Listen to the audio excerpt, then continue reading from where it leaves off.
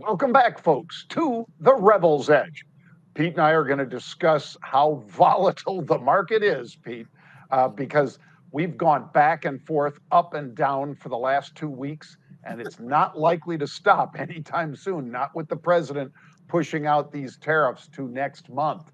So, what are we thinking about buying or selling today? Well, stay tuned to the Rebel's Edge, and you'll find out. Yeah.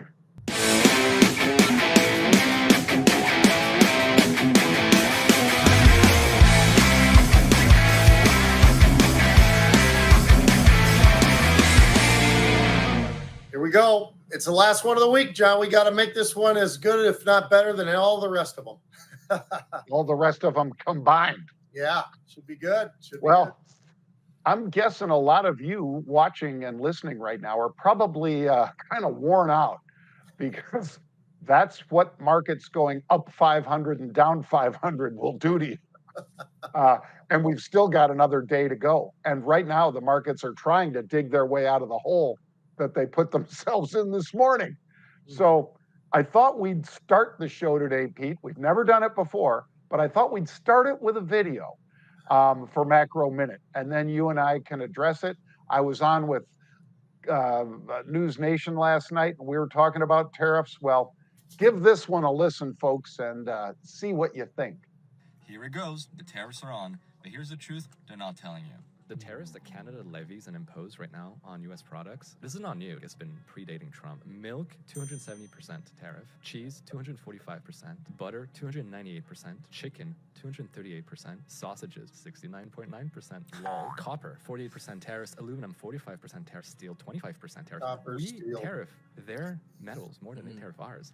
Cars, 45%. TVs, 45%. Eggs, 160%. How does that work for tariffing American cars? Usually tariffs are to protect like your own industry, but we don't have any Canadian car manufacturers. I don't think they give a fuck. There's no Canadian car manufacturers anymore, but they make our cars up there, Pete. From way before Trump.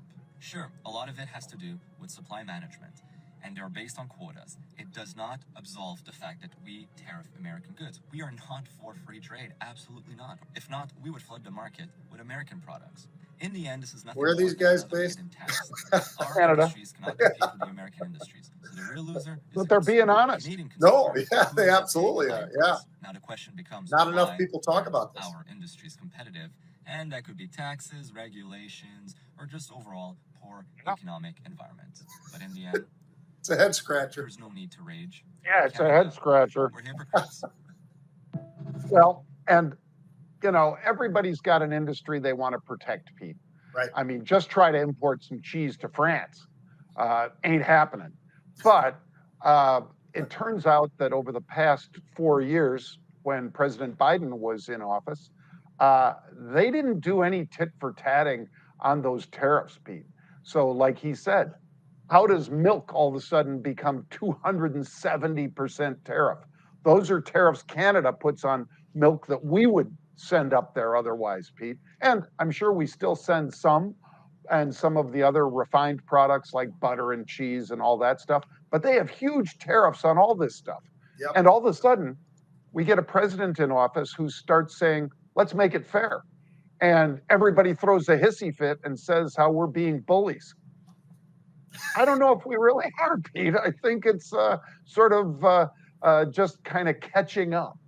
So anyway, I'd say, Pete, that's the Macro Minute for today. What would you say?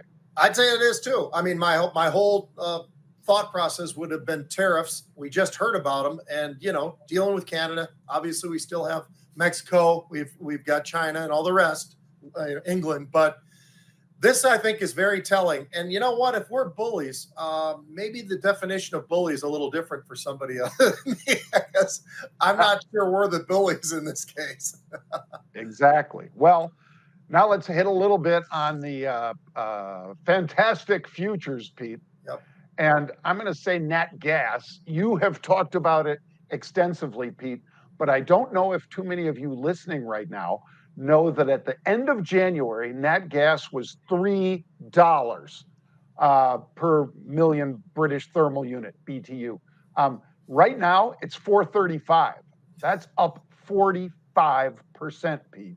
Seems like That's a pretty big jump. So that's my fantastic future today. I think that's a really good one. We talk about energy all the time, and I don't think enough people actually focus away from oil and look over at something like, natural gas and all what's going on there and so forth when they're looking at energy. John, I'm just going to hit real quick. Volatility, man, it's here and it's sticky, and it's being stickier by the day, and for all the right reasons. If we're going to go up 500 points or down 500 points, and then immediately reverse and start going back, a day like today, for instance, about down 500, and all of a sudden the next thing you know, we're down about 100. Now we're down 50. Yeah, I would say the VIX actually is pretty accurate where it is right now. Those volumes, John, keep coming in. And I think that on a consistent basis, this is the most consistent I have seen the VIX trading wise as I've ever seen it. I mean, the fact that these trades are coming in such an amazing, just consistency every day, it feels like. Yeah. And you know what? As we always talk about, 50 somewhere involved in that whole thing. Well, yesterday was 50,000 of them, not 50 cents itself, but 50,000 of those trade. Every day there's something in there that kind of ties right back to 50, right? Yep. And they've been pushing it out further and further now. They went from March to April. Now they're pushing it out to May. Yep. And by the way, folks, if you're somebody who's nervous about what's going on in the markets and things like that, if you could use a little coaching, maybe a little education on the options side, well, you can get it online from Market Rebellion. You can also join us in Vegas, March 22nd, because the 22nd of March, Pete will be there. That guy. I'll be there. We'll have Bryn Talkington. We will have Charlie Gasparino, Liz Clayman. By the way, I'll be on with Liz Clayman tomorrow in New York, Pete, if they let me out of Canada. They might not. They might not. Because, I'm kind of persona non grata. No, I'm just kidding. They've been great hosts, and I love the city. But anyway, if you would like to learn more about RebelCon 2025, just grab that QR code or type in marketrebellion.com/RebelCon, REBELCON, and you can see all about what's going to be going on March 22nd in Vegas. All right, Pete, what was going on with Marvell, MRVL? Nothing good, basically. Fourth quarter results, they were a penny better than street expectations. That's not bad. Revenue, was this much better than the 1.8 billion that they were expecting. But the company's first quarter guidance, not so great, Pete. And this is a reoccurring theme when people start lowering expectations. That means they're going to lower stock prices too. The amazing thing is, John, you're right on all points. But when you actually kind of break down some of the numbers that Marvell put up, they were pretty extraordinary on the positive side about what was happening. They were in line, but they're pretty extraordinary with some of the numbers. As you look at the forecast, they're just short of some of the expectations, I guess. But when you're actually going out there and saying, okay, for earnings, we're going to do 61 cents, that's up 154% year over year. 150% year over year. That's a big number. How about the revenue, which is 1.86 billion? That's up 62%. This is the reason why when I look at this name and I see it getting pounded to the downside, I get a little bit more interested in it, John, because they might miss this or miss that. But when you look at that kind of growth, I think that people will start to maybe get a little bit more attention to exactly what's going on. And I don't think it's all that bad. And when you talk about AI chip makers and so forth like that, this is one of them. Yep, it certainly is. And it's worth a look, if nothing else, Pete, right. Because of the beats on top and bottom line. But maybe they just gave conservative guidance to make it easier, Pete. Yep. I mean, nobody's going to do it to manipulate their stock. That's not what I'm implying. But if you really don't have that visibility, as we like to say, into the future, maybe you do offer conservative guidance. And in this case, it hurt them. All right. Now, MongoDB, Pete. Yeah. This one, oh my gosh. First of all, if I read these numbers to you, and I will real quick, Pete, I'll say, okay, Pete, fourth quarter earnings, how did they do? Well, they earned $1.28. What was the expectation? 66 cents. By God, this thing's going to be to the moon. Well, Then you get revenue, $548 million versus 519. The moon. No. No. It issues some guidance, Pete, that's short of expectations by a lot, and the stock falls out of bed. Well, again, folks, when you watch this, which is the unusual activity that we had it way back in December. And the reason I'm showing it is not that, oh, this was a bell ringer of a day, because those options expired. But what I will point out, Pete, is it was over $300 back then. Now it's 205. So somebody was doing some pretty good homework and detective work about how the coming quarters might be. And they rang the register, even though the options that we followed, well, they expired. People might have made money on them. Great for you. But those options are in the past. They're not part of today's nearly $60 drop. Yeah, it got absolutely hammered for all the right reasons. You can't give that kind of guidance, John. The misses are just far too big, and that is a major problem. I mean, when you look at the numbers they put up, they were great, but unfortunately, you start to look over at what they're looking for their guidance, and it's a miss by huge amounts, and that's always going to be something very difficult. By the way, hit 52-week lows today. It got all the way down to 200. It bounced back up to 212. It's going to bounce around within that little range, but it is a very, very interesting day. And this is a name, John, where it's just amazing to me after the quarter they had, the fact that they put up this for their forecast is pretty telling. They must have some issues. And to your point, if you go back in time, it was $300. Now it's $200 or somewhere just north of $200. This is one of those where they're going to have to show us something in the next quarter or so. Otherwise, there's no reason to really keep following this one, at least not right now. Yeah, and the high was over 400, folks. Yep. It's half of that high, and that wasn't like 10 years ago. That was within the last year. Yep. All right, Burlington, Pete, this one soaring. So we thought we'd give you at least two stocks that are doing really well today. Maybe a bunch of stocks will turn it around. Probably not MongoDB. Burlington, we did have unusual activity in this one, Pete. People were willing to buy it when it was a heck of a lot cheaper, and they're making some good coin today. This is a very good day if you were in there buying calls. And since these are triple-digit stocks, Pete, I think a lot of people were buying options instead of buying the stock. Yeah, I'll tell you what, John, this is one of those names. It's like a TJX, right? I mean, this is, in that same sort of category. It's the off-price type thing. And that's where you want to be right now. You take a look at TJX, they had really a pretty damn nice quarter as well. So it's that flow. It's kind of like, we look and you look back at those numbers, and I realize the guidance that the nervousness that they had when we look at Walmart is understandable, but their numbers that they put up were absolutely extraordinary. Well, in this case in Burlington, I mean, these numbers are pretty good. The earnings were up about 12%. The revenue was up about 5%. They did a really great job, John. Comp sales were up 6%. Everywhere I looked, and by the way, it's still trading at a PE of 22. Stock is not too far off the 52-week highs. I think there's a lot of reasons why this Burlington made a lot of sense coming in, and then they just defined it for us that, yeah, you know what? You were in the right place because we're doing pretty damn good right now.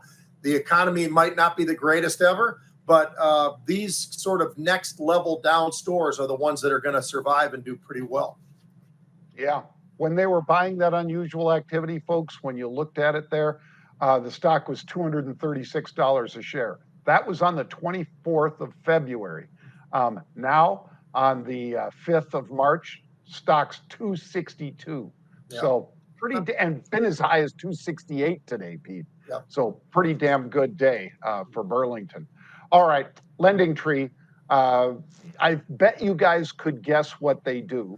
But, earnings per share up 300+%, Pete, year over year. Revenue 95% over that same year over year. I mean, this is a blowout earnings report for Lending Tree, and the revenue that these guys were bringing in, pretty extraordinary, Pete.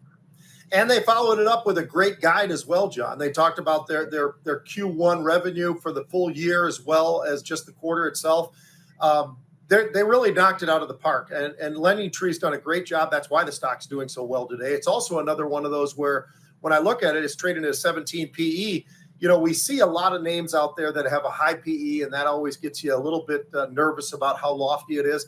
That isn't the case here. And when you see the numbers that these guys put up, absolutely extraordinary. To your point, John, insurance revenue was up 188% as well in the quarter. So some of the numbers that you talked about and some of the numbers that we were just talking about now, there's a really good reason why this is one of those names that if you don't know it, you might want to look into this thing and keep an eye on it, because I don't think this is just a trade for the day. I think this is something that going forward, they've got a lot of room, I think, still to the top. I would agree with you, Pete. Definitely worth a look. And it's not a buy now, pay later like a firm, but it is definitely one of those on the other side of the credit situation with banks and things like that. Lending Tree, TREE. All right, folks, a little sports video here. And even though I love Dion, his son, who's a great player and a pure passer, and just ask Tom Brady, because Tom used to basically give him tips and so forth. And Pete and I have talked about how sometimes he holds the ball a little long. I bet Brady wants to get him to get rid of that ball quicker, Pete.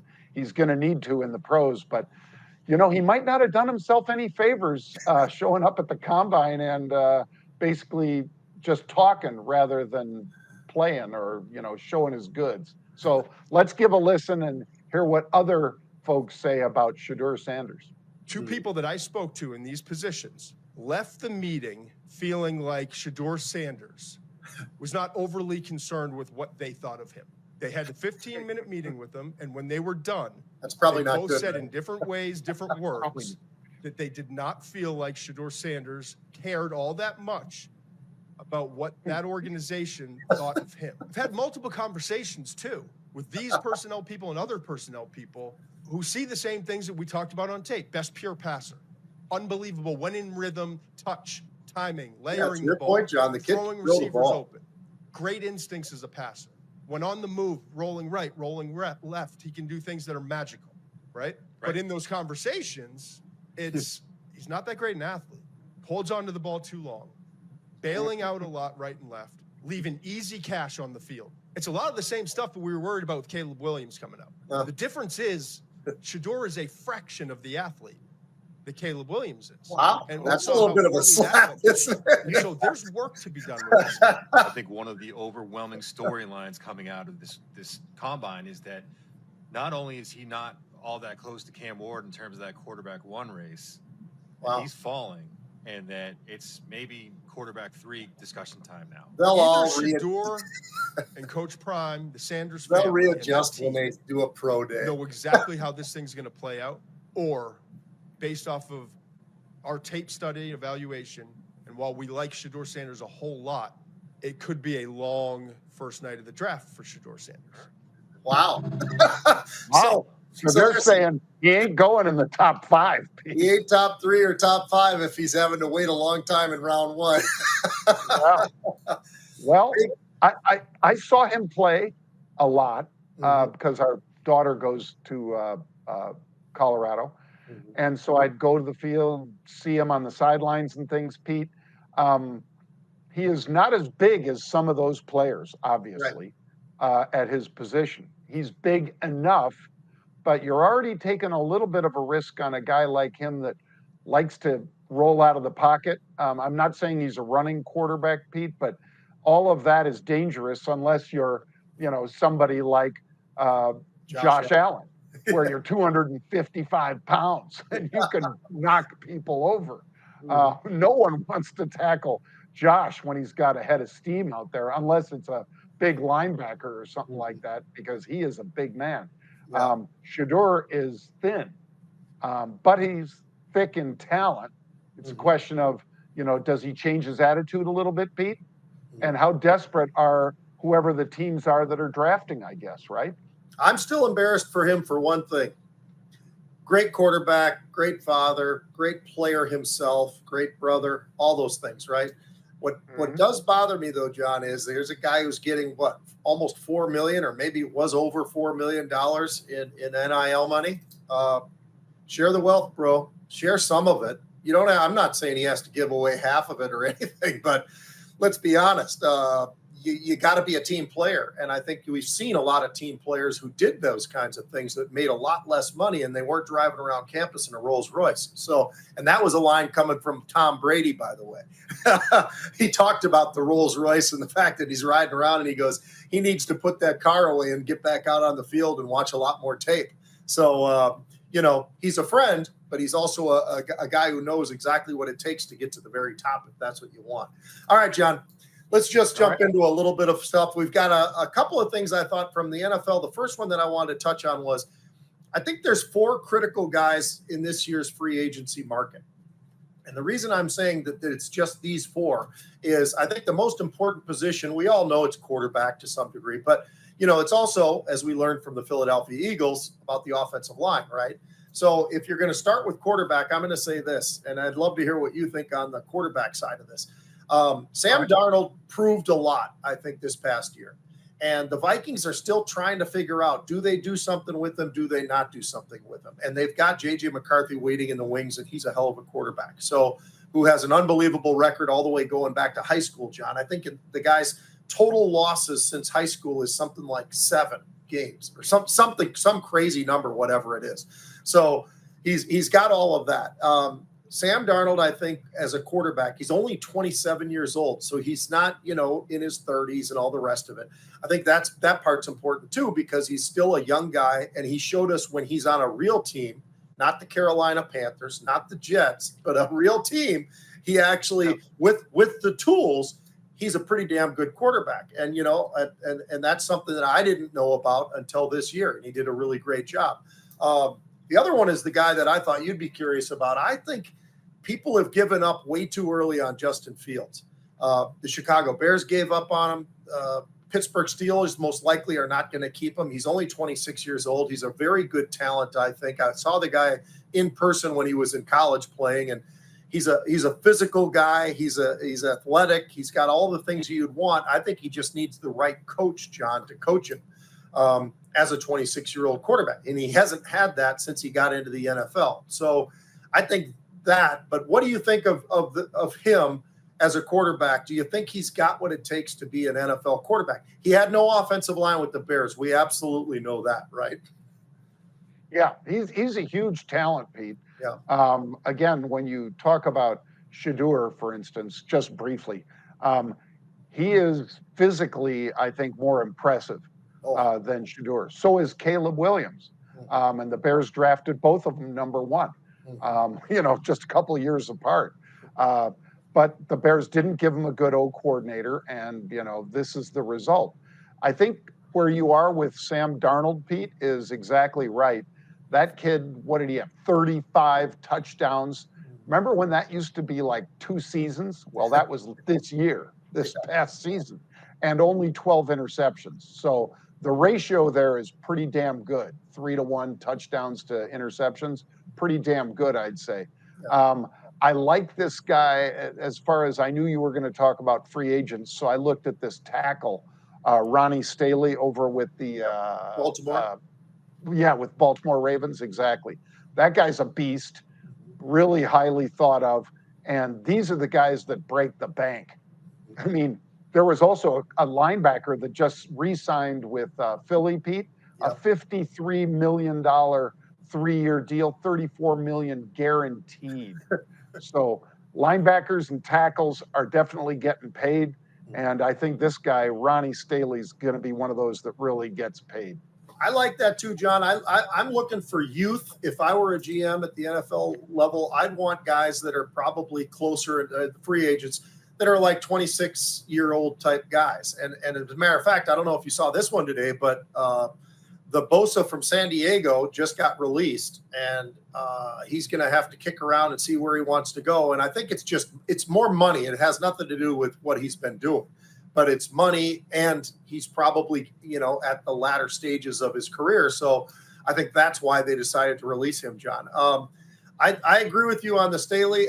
What I like about the 2 guys that I picked out that kid Becton out of Philadelphia. He's only, 6'7" and about 340 pounds or something like that.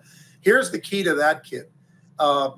They played him at guard when he went to Philly, and he had probably his best year as an NFL guy. He was a first-round pick. He's a special player. He's a monster of a person. And I think what they realized at Philadelphia was he's not right at tackle. He's too big. He's too big, believe it or not, to be a tackle.